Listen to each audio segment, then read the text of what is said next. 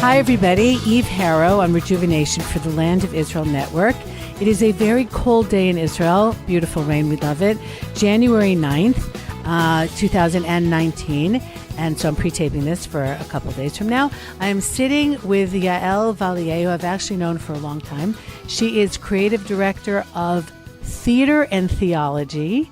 I'm so glad I remembered to say that. It went in alphabetical order. I ran into her at Limud UK a couple of weeks ago, where she was presenting some of what she does. So this sounds like so totally intriguing. What is Theater and Theology? Hi, Eve. I'm happy to be with you today. Theater and Theology is a theater company based in Jerusalem, performing at the Khan Theater that makes people think. I love theater. I love theology, and I decided to combine the two. All the productions I do have some kind of theological underpinning. That doesn't mean that they're necessarily heavy to get through. I do comedies too, but after every production, I interview a scholar, either Jewish or Christian so far, about the theological underpinnings of the show that the audience just sat through and enjoyed. Okay, so I think theater, we all pretty much understand what theater is. But I would like you to describe to me what you think theology is. How do you describe what is theology? I mean, we all think we know what it is, like study of God, study of religion, but how do you interpret it? Okay, good question. First of all, I didn't know that thing about Josephus. Cool. Yeah.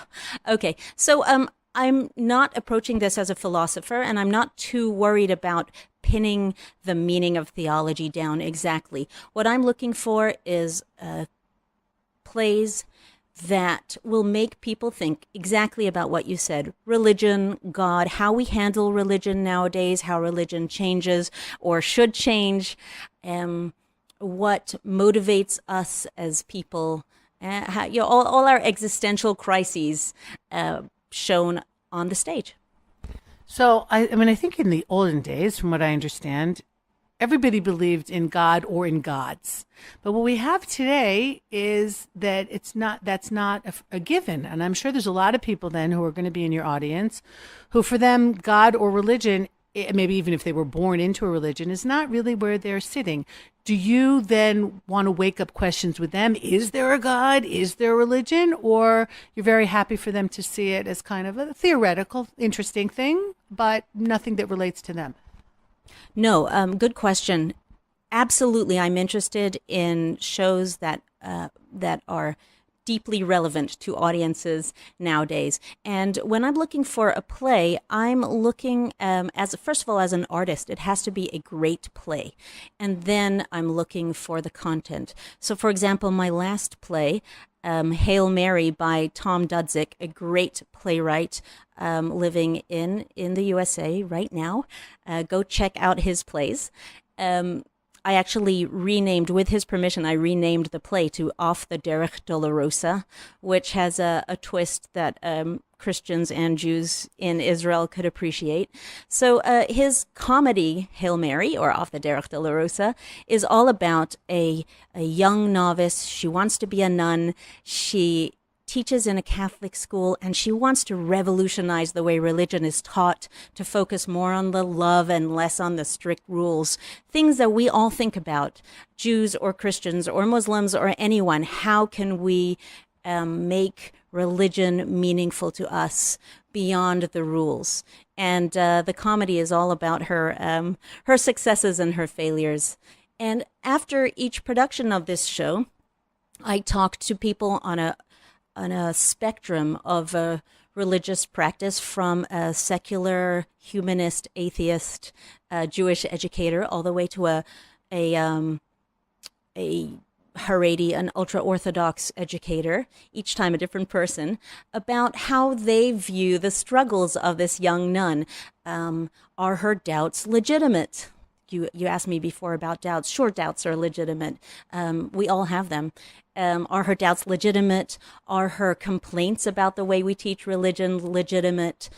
Is there room for the rules and regulations? What positive aspects do they have? All these things. So the audience sits through the play, has a great time, laughs their way through it. I hope they're not analyzing too much. And then the analysis comes. Mm-hmm. So tell us a little bit about like your background. What did you study? I know, obviously you studied theater, but did you also, you didn't study theater. I'm getting a head shake. Yes. So how did you get into this position where you are here? You're producing, you're producing theater shows and directing these shows. And also I want to know before I forget, do you have original content or do you tend to do like what you did with Hail Mary or Off the Derech de la Rosa, which is a great name, to just kind of adapt somebody else's work to what you're doing here? Okay. Well, I don't know what you mean by original content. All content was well that you write your own play. Okay. No, for the things I produce, I don't write my own. Actually, right now, something I wrote with Toby Klein Greenwald 10 years ago is being produced right now. A musical about the prophet Devorah, but that's not my theater company isn't putting it on. Somebody else is. That's exciting for me. I look to put on plays by contemporary playwrights. 2 plays ago, I put on a play by a Jerusalemite, and the play I've just begun production of is also by a Jerusalemite, Miriam Metzinger. So I do look to promote the work of playwrights, local playwrights. I don't remember the rest of your question. Oh, so is it in English? It's always in English, your plays? Yep, always in English. There's a tremendous amount of English-speaking acting talent in Jerusalem. There are many English-speaking theater companies, some at a really high level, and a lot of actors out there. It's a rich world, pretty surprisingly, given and it's a fun world to be in. Wow. Okay, so the first part of the question was what your background was. Right. Wow. Okay. Well, my formal studies were in psychology, clinical social work, and grief counseling. So nothing to do with theater. I actually have studied physical theater with Ruti Tamir, who is an Israeli physical theater and mime artist. She's superb. But that also is, it's tangential to the kind of theater I do. I got into theater just over, I guess, 15 years ago, living in Efrat through the Raise Your Spirits company. I think you've spoken about Raise Your Spirits on your show before. It was born of a need to do something positive during the Second Intifada when life was hairy around here.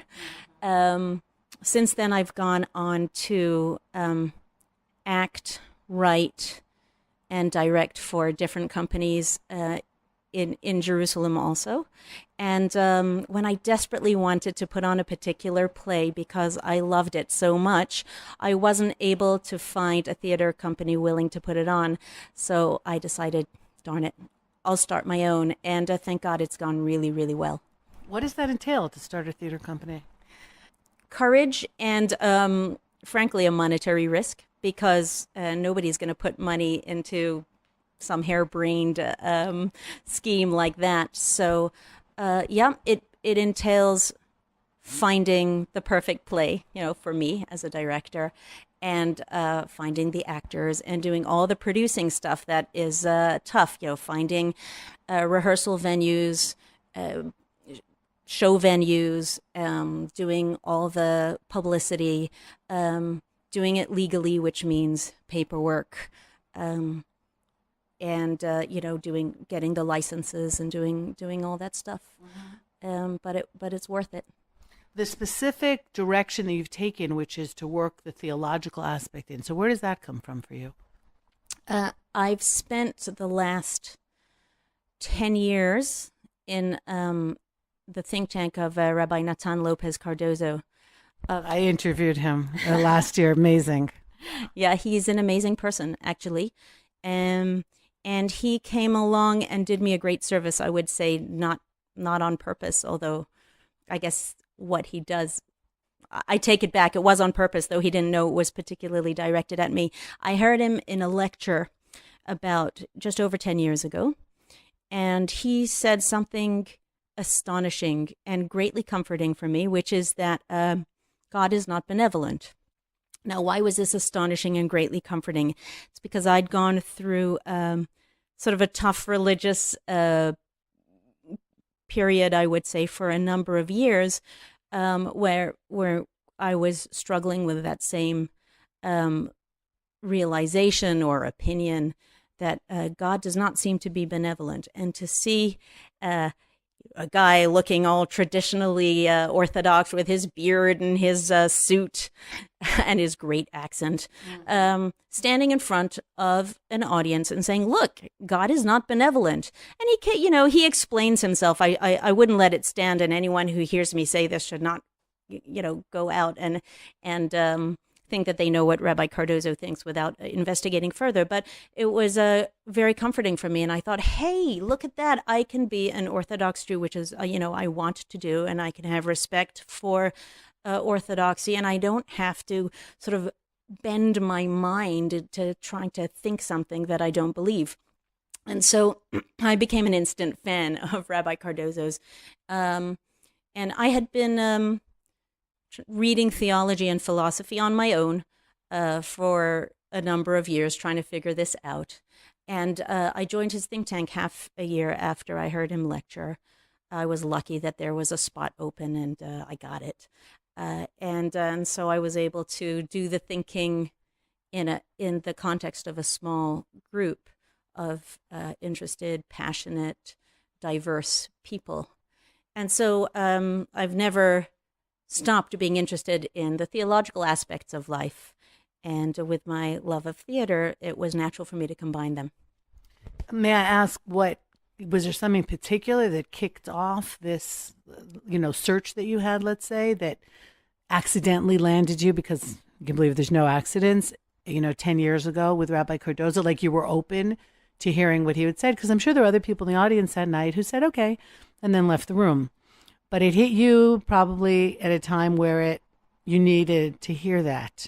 Anything going on that you can share with us that might have primed you for that moment? That's a great question, and I really don't know the answer. I don't remember if there was a particular trigger.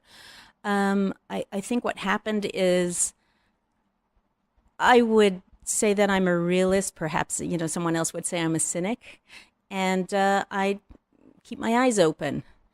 And if you look around and you hold as an axiom that God is all powerful, I'm not sure, but let's say we hold that as an axiom, then it's embarrassing to say this because I feel like I sound like a teenager. Why do bad things happen to good people?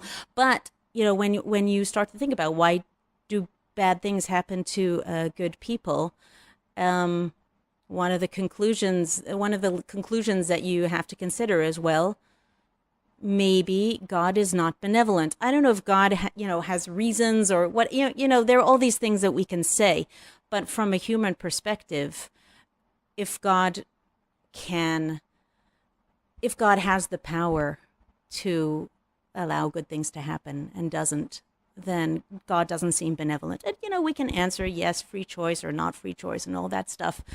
But that's what I saw. And it was a crisis for me for several years. And I actually started to read a lot. I went to Calvinism first, which sounds crazy.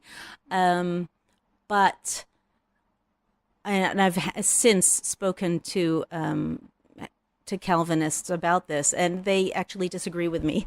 But from my perspective, Calvinism seemed unflinching in that they believe that God pre-elects a certain number of people and that everyone else is going to hell.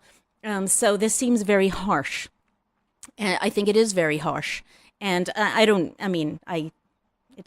it's not relevant whether I believe that or not.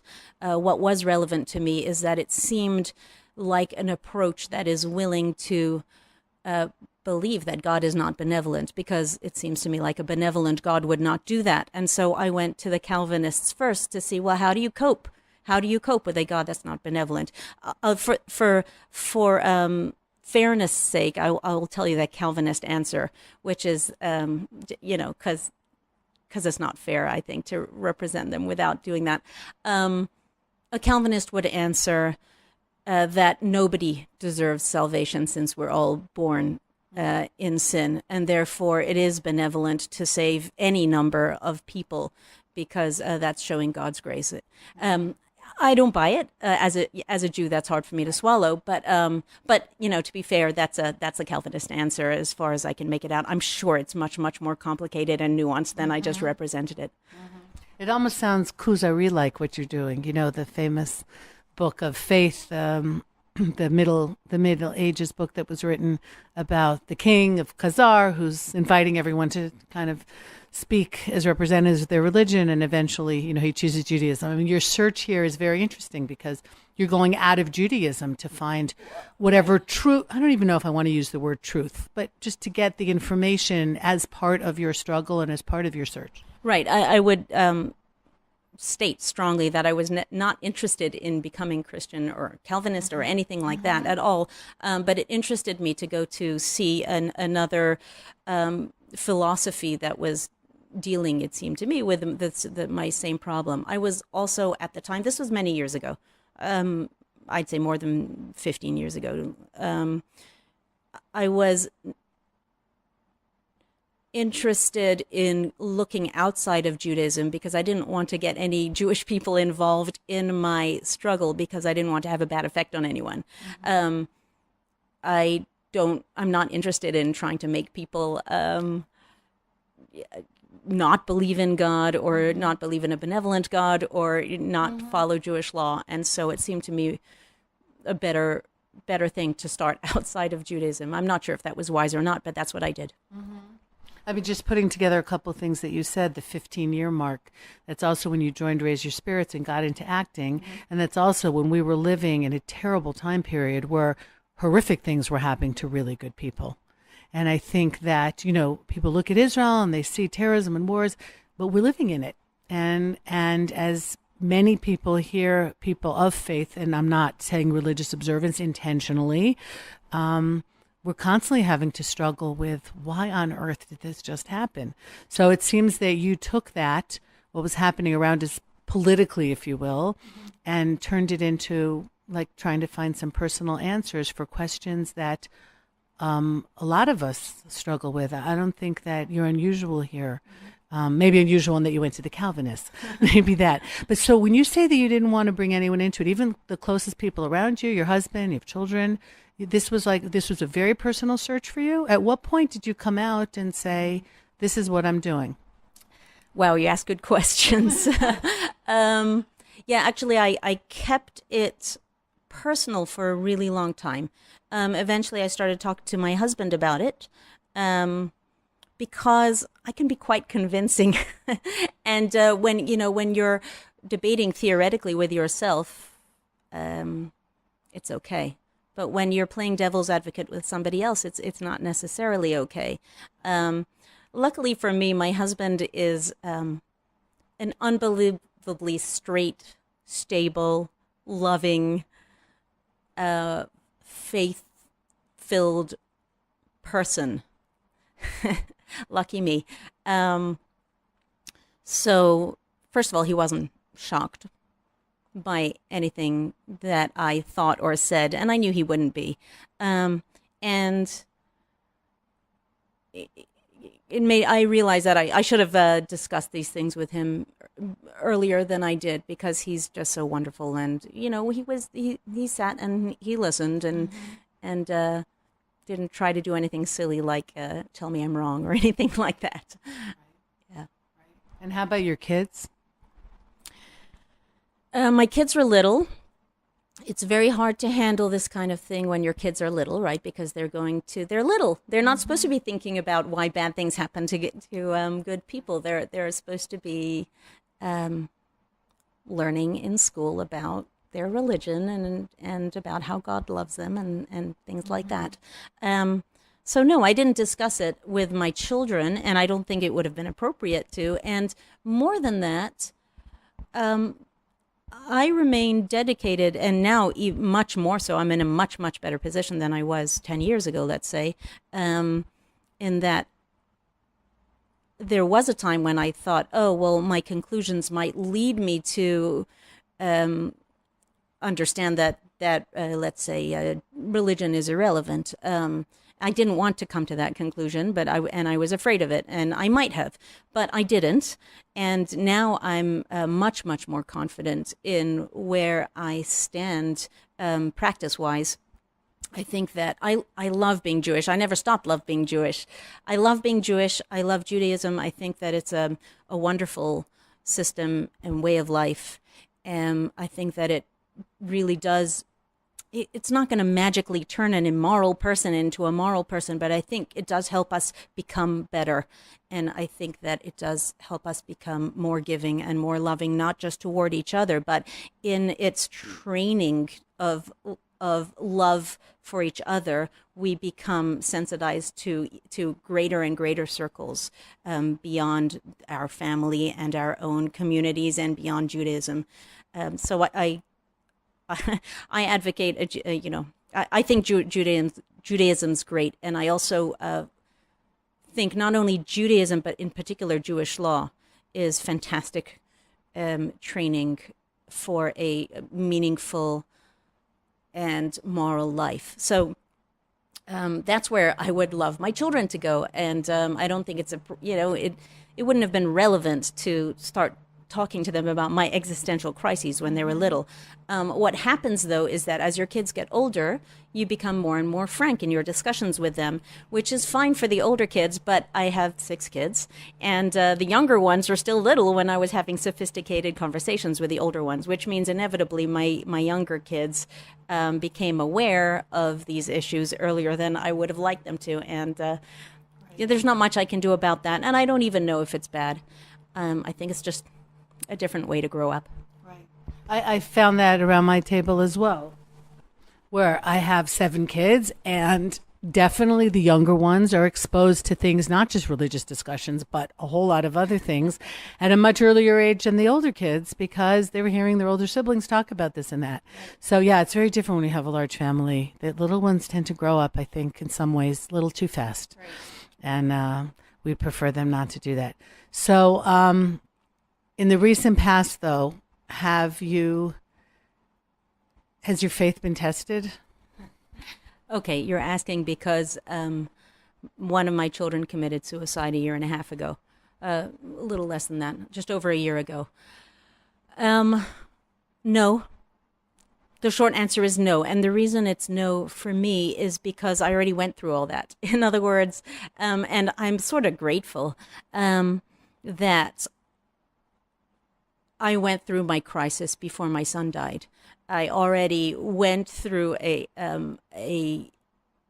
period of wondering about God and wondering why bad things happen to good people. And so when it happened in my family, it wasn't a shock. I mean, it was, that aspect of God was not a shock. I didn't suddenly wake up to a grim world.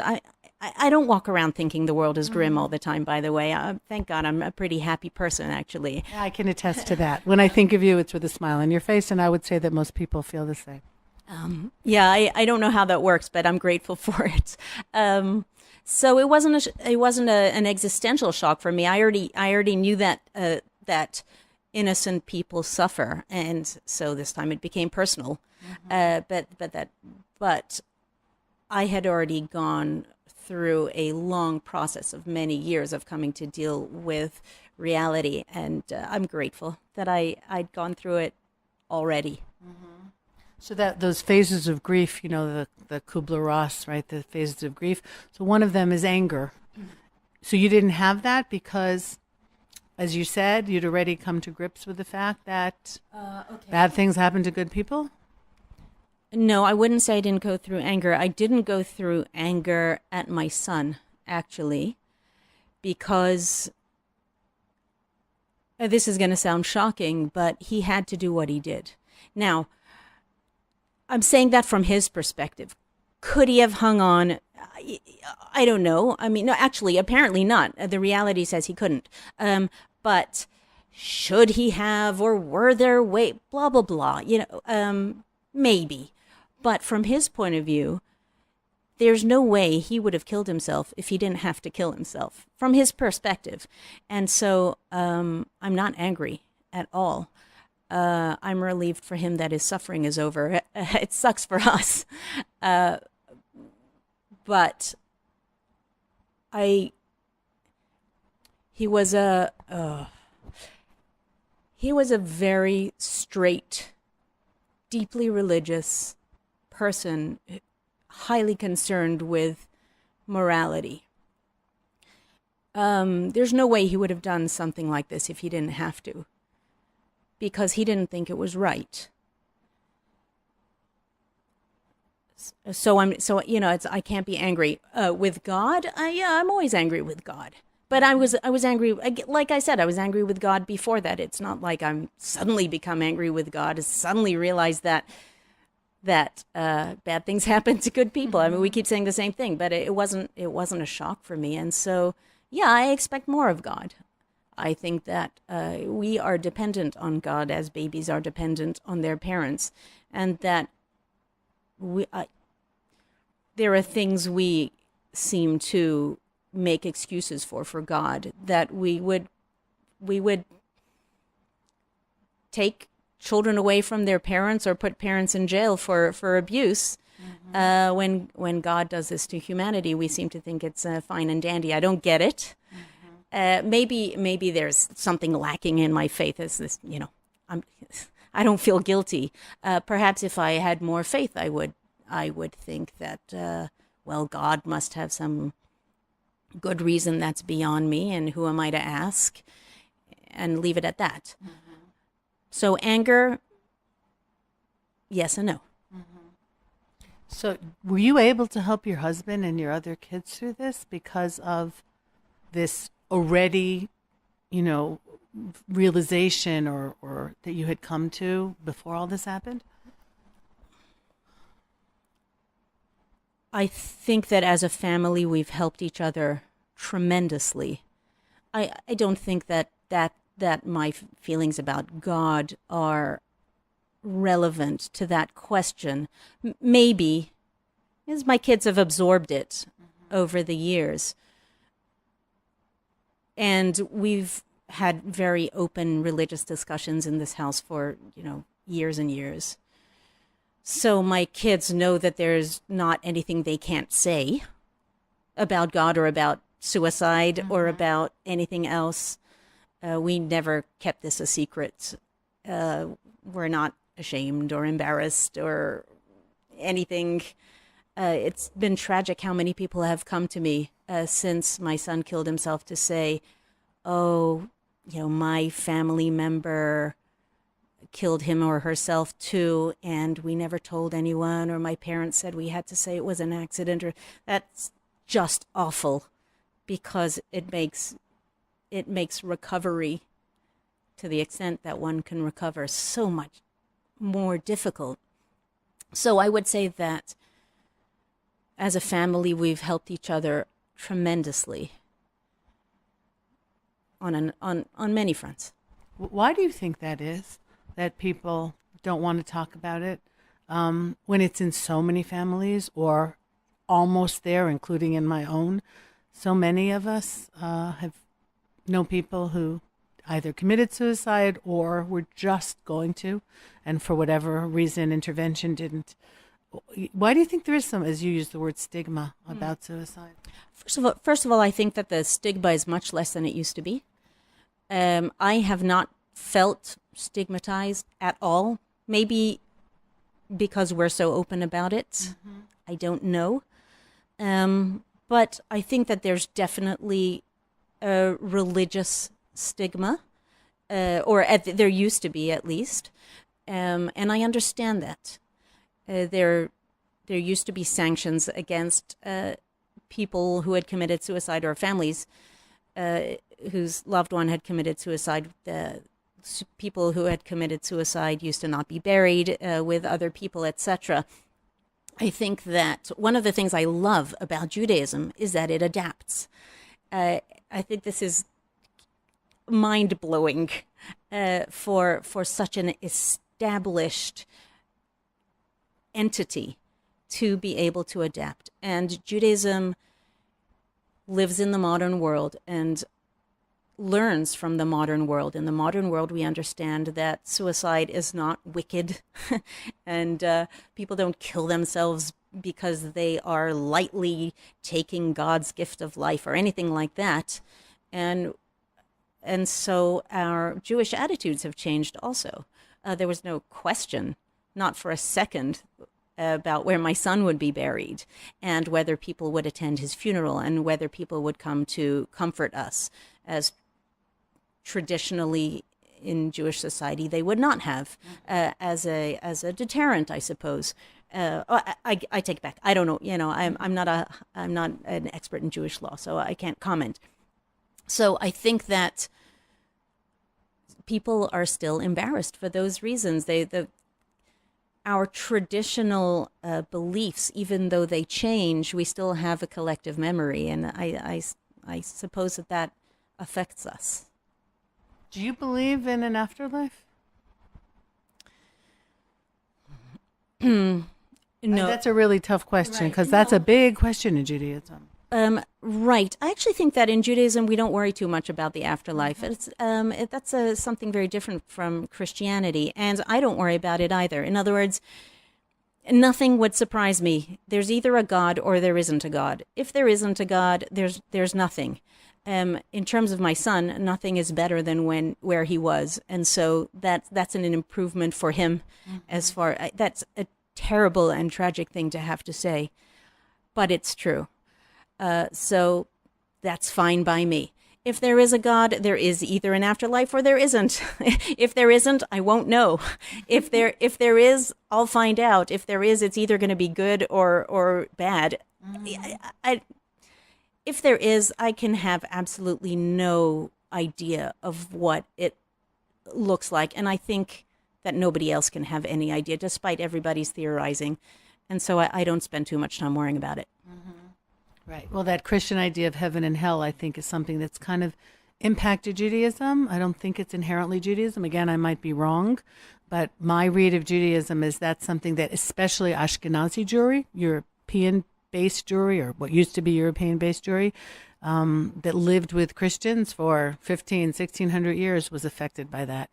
And that's what I find so interesting also about Rabbi Cordoza, is that even though his background is Dutch and from Jewish on his father's side and not on his mother's side, he's very, very open about that. For those of my listeners who heard the interview with him, he talks about the very distinct not just traditions, but thought processes between Ashkenazi and the Middle Eastern Jews and where we've gone. And I love how he says, like, Ashkenazi Jews are colder, maybe because it's just a colder climate. And so the whole idea has become like that. So yeah, so that's a question but it's one of those things that, like you just said, we don't know. So waste a lot of brain power thinking about that. And I think people should be good in this life because you should be good because you live in a world, not because you'll get heaven or hell if you're not. Okay, that's something I'm going to kick that can down the road. So tell us a little bit, getting back to the theater and the people that you have speak. Do they get you? I'm sure they get you thinking because you're just that kind of person. But are you looking at the audience when you're having the conversation? You invite a theologian, for lack of a better word, to come and talk to the audience. Are you fascinated by the give and take afterwards and the kinds of questions that people will ask? Absolutely. And the whole point of having the scholars come is, in fact, to have a dialogue with the audience, which is one of the reasons I prefer to do my plays in a very small theater. I'd rather do more performances, but I do it at the small theater at the Khan, which, by the way, was built over 1,000 years ago in the Crusader period. You know that because you're a tour guide. I just love doing shows there. It feels so good. Anyway, so I do my plays in the small theater there, which holds 70 people. I've tried doing it in the big theater, and I find that the closeness, the intimacy with the audience is lost. So yes, I always leave space and time for debate and discussion with the audience. I poll them to see whose point of view, which character's point of view on stage they most identified with, and sometimes I argue with them, and sometimes not. It's a lot of fun. You do realize that this ties in your training, because to some degree, I would imagine it's therapy for people to be able to have a safe place to, you've brought out the issue, they haven't. So they're really just responding to something that's already out there. And perhaps it's creating a safe place for people to discuss things that they wouldn't feel comfortable discussing in another kind of milieu. Absolutely. And after every production, I have people write to me and say, hey, let's continue the conversation. Hey, I've been thinking about this too. And I want to emphasize again, because we're focusing on the theology aspect, which is important to me, that the theater aspect is also very important to me. I strive to have a high quality theater production for people to watch. And I know that a certain percentage of the audience is going to leave after the performance and not stay for the discussion. So it's important to me that the play be excellent also. And so sometimes I'm gratified because I get emails or calls saying, hey, I loved your show. Sorry, I couldn't stay for the discussion. And I love hearing that, even if they couldn't stay for the discussion, because it means that the show was good too. So what's your typical audience? Do you have young people there? Do you have older people there? That's also a very good question. I'm actually striving to get a wider audience. I would say 50% at least of my audience tend to be Orthodox Jews, which is not surprising in Anglo-Jerusalem, but I am slowly getting a wider range of practice in my audience. I think that's because I invite a range of scholars. It's not always an Orthodox Jew or an Orthodox theologian, and I'm getting a following of Christians also, which is great. I've struck up some friendships and working relationships with some Christian clergy who have come to see my plays. I'm going to be leading Culture Day at the Ratisbon Monastery on March 1st for Catholic seminarians, because a priest came to see my last play, loved it, came to see it again, came to our house for Shabbat, discussed the issues, and now I'm starting to work with him. So I'm going for a range. I've also had there's a Mormon university in Jerusalem, and I've had Mormon audience members coming because we're all dealing with the same issues. I wouldn't say we're dealing with all of the same issues, but we share many issues, and we're discussing them, and we have the same existential crises and the same need to laugh and to be entertained at a high level. And so yeah, we're reaching the audiences we want to reach. So the obvious question, since we're in the Middle East, is how about Muslims? Good question. I would. I love interviewing you. You make me feel so good. When I look for plays, with that are, first of all, good plays, and with theological content. And so people have asked me, well, why have you been doing Christian plays, or plays with Christian content? And my answer from a theatrical point of view is they're good plays, and they talk about what I want to talk about. People have been, so I read a lot of plays. I haven't yet found a play that I would be happy to produce that involves Islam or Muslim characters. There are a couple that I've considered, but I would love it if someone said, hey, here's a play. Are you willing to produce it? And I loved it. The things that I produce have to be, I love history, but I'm not interested in putting on things that are just historical or just political. I'm really interested in the theological aspect that's relevant to audiences today. And so if someone gives me a play that underlines an issue in Islam or in Islam and Judaism together that is relevant right now, then I would be happy to put it on. I also there are good plays out there, well written, that have content I'm not actually interested in having on my stage. It's an interesting challenge being an Orthodox director, and it's an interesting challenge directing in Jerusalem. because there are certain things I'm not going to have. I'm not going to have naked characters on stage. I actually just read a play that was excellently written, but I can't do it without having naked characters on stage. I'm not going to do it. I'm not going to have people fondling each other on stage. That actually rules out a whole lot of stuff.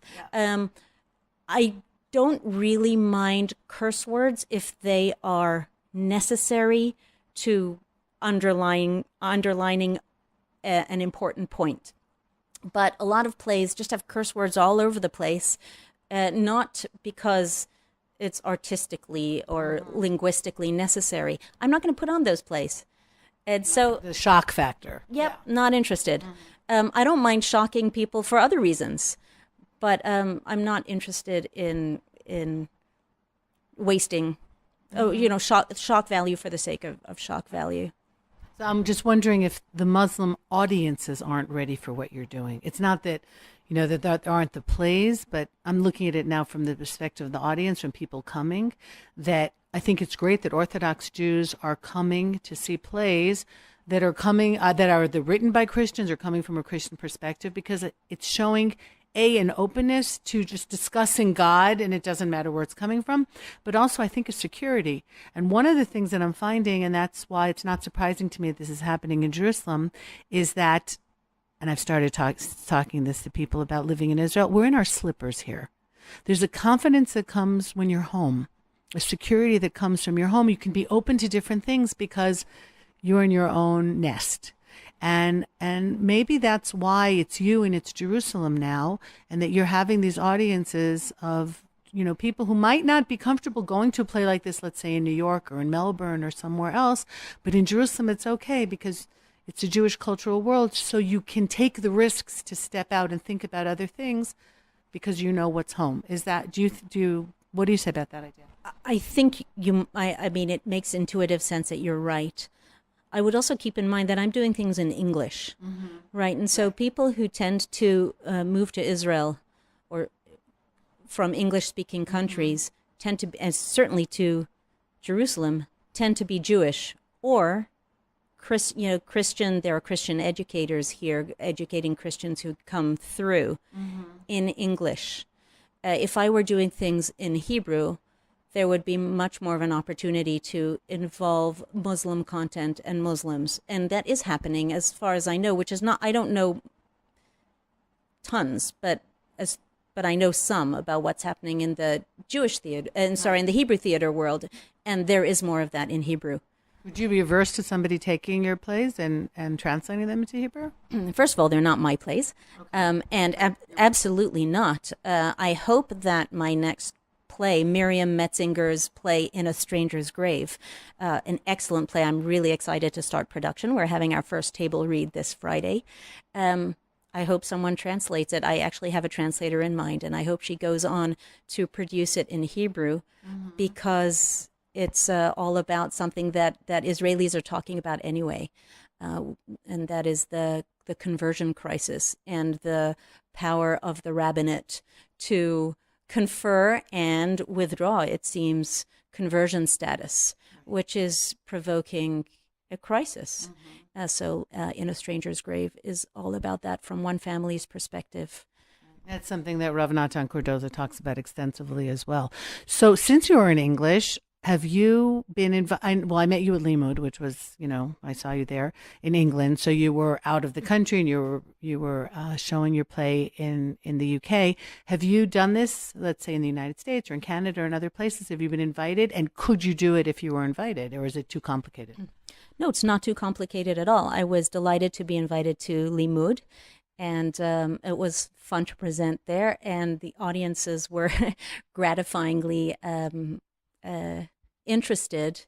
They had fun. We had fun together. I did mostly, 4 of my sessions were based on excerpts from either plays I'm producing or plays that of which I'm a cast member, even if someone else is producing them. And one was a straight lecture, and they were all well attended. So that was gratifying. And yeah, I could certainly do that. I have spoken in various venues. This is the first time I was invited to go outside of Israel to speak, but it's not uncommon for me to be invited to speak about this stuff, and to run programs that are either experiential or lecture style. Right. So if someone's listening and they're thinking, "Wow, I'm wherever, and this sounds like something that I think my community is ready for," it'd be interesting. How would they get in touch with you? So people can write to me at Yael, Yael, at theaterandtheology.com, or they can just go to my website, theaterandtheology.com, and contact me through the website. That's theater with an E-R. I debated for a long time. Should I spell it R-E? Shall I spell it E-R? You know, it's sort of high class to spell it R-E, absolutely. And I actually grew up for many years in England, even though I don't sound it. So I thought I have an excuse to spell it the British way, but I decided to go for the plain old American spelling. So how are your kids reacting to this, like this kind of a new career, last decade or so? What are their feelings about what you're doing? They think it's cool. Yeah. Well, actually, most of my kids have acted, some of them extensively. And so I know we overlap. We know a lot of the same people. It's weird when your kids grow up and you get invited to the same parties from not because you're the mother or the son, but because you are cast members or directors, whatever it is. One of your kids was with you, right, in England? One of my kids came with me. He loves to study, and he loves studying religion and politics and language. So he was just in seventh heaven. He and I spent 3 days in London before going to see productions and going to museums. It was wonderful. I have a son. I have two sons who are actively involved in the Jerusalem theater world right now, not necessarily in my productions, although they have been in my productions. One's also a ballet dancer. He dances full time. Ballet and contemporary, so he's in that world. So to them, it's not so surprising to have a mother who's in theater. Everyone they know is in theater. Right. That makes sense. Yeah. Okay, so where do you see yourself in 5 years? If somebody would give you, a wish list. I know you're producing plays but do you have a a little more long-term? Are you just kind of rolling with it and seeing where it's going, or is there some place that you're trying to get to? I've learned that in good ways and in bad ways, life is full of surprises.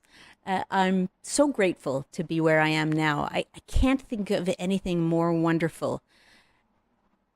And I can't believe how privileged I am to be doing meaningful theater in Jerusalem. When I think about it, I get all choked up because my mind blows. So in 5 years, I would love to be doing more theater. I also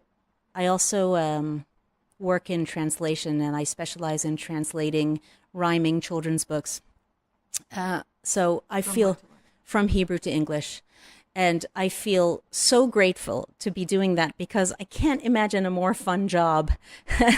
And the other thing I do is I do regular voiceover and dubbing work for various companies.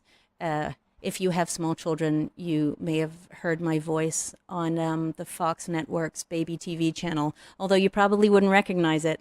And so when you ask me what I would like to be doing in 5 years, I love doing dubbing and voiceovers for children's animation, and I love directing theater. So I would be delighted to be doing more of that. And hopefully I'll be able to be doing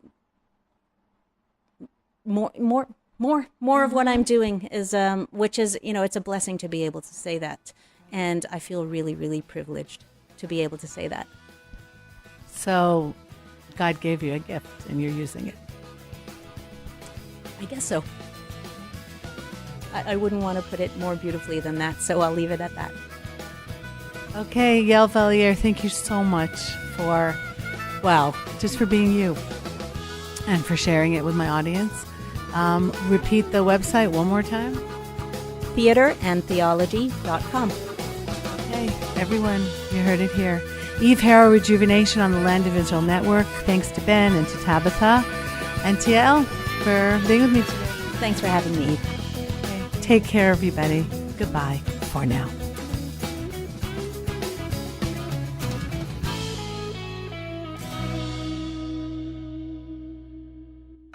This week on Israel Uncensored with Josh Haston, an exclusive interview with Ambassador Yoram Ettinger. Israel's control of the Golan Heights is critical for America's interests, and it's time that we, at least in Israel, realize that the U.S. does conduct its affairs based on its own interests, not somebody else's interests. That's Israel Uncensored with Josh Haston on the Land of Israel Network at